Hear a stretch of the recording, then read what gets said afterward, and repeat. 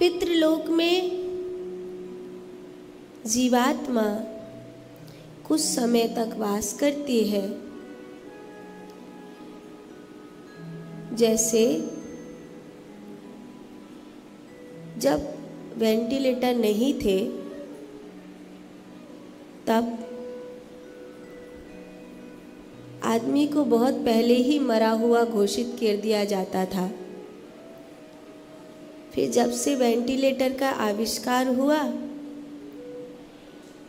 बोले मरा नहीं है, जिंदा है। अभी कुछ कुछ चीजें हैं शरीर की जो चालू है,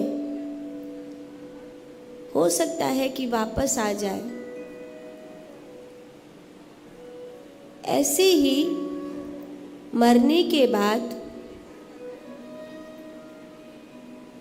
13 दिन तो जीवात्मा अपने शरीर और घर के ही पास रहता है।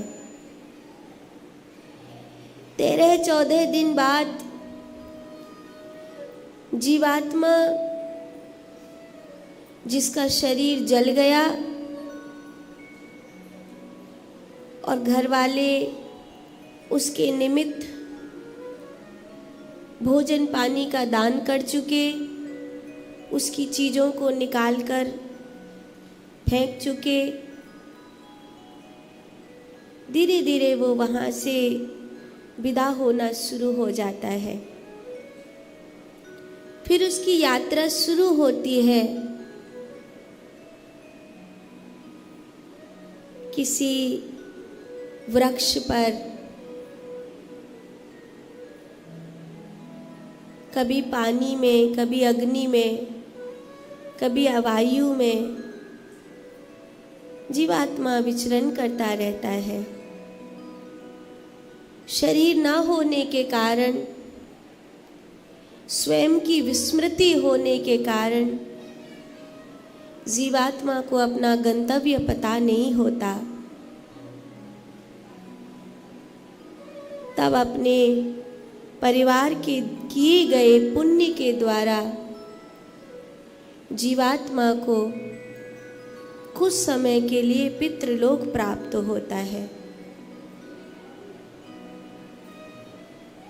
जीवात्मा पितृलोक में जन्म के लिए तड़पता है और अपने ही परिवार में किसी गर्व को ढूंढता हुआ जन्म के लिए तैयारी करता है।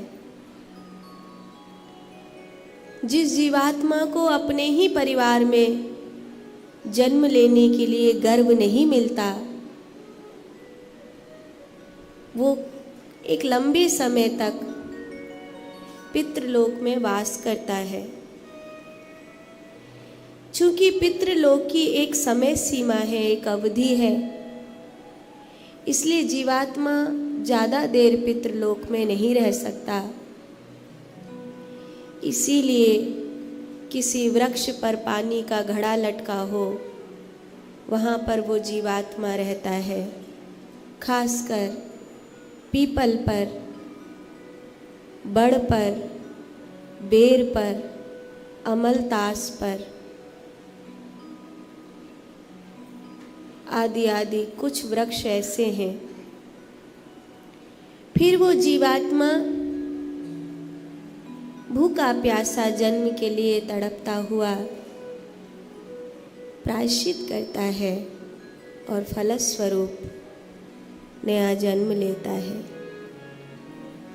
ये जो उसकी यात्रा है पितृपक्ष में मनुष्यों को प्रभावित करती है। कारण क्योंकि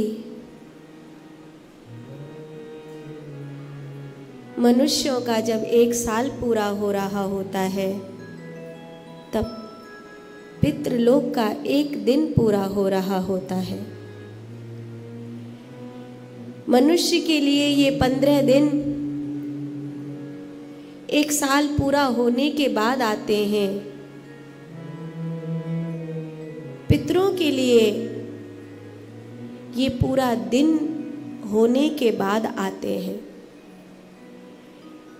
मनुष्य के लिए ये 15 दिन है, पितरों के लिए ये कुछ क्षण है जो एक दिन पूरा होने के बाद आया है, जिसमें उसे भूख लग रही है और उसे कुछ खाने के लिए चाहिए, उसे जल चाहिए। इसीलिए इन 15 दिनों में कोई न कोई कहीं न कहीं किसी न किसी को पिंडा पानी भर रहा होता है। जहाँ जैसे भंडारा हो रहा हो तो ज़रूरी नहीं है कि हमारी पत्तल में किसी हमारे अपने ने ही परोसा हो। भूख लग रही है, बहुत सारे लोग भोजन परोस रहे हैं, तो कोई कचौड़ी ले आया, कोई जलेबी ले आया, कोई खीर ले आया।